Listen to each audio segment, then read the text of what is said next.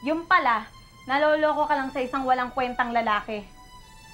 Kung umuwi ka dito, para gatungan ng mga paninira nila, nagsasayang ka lang ng pera!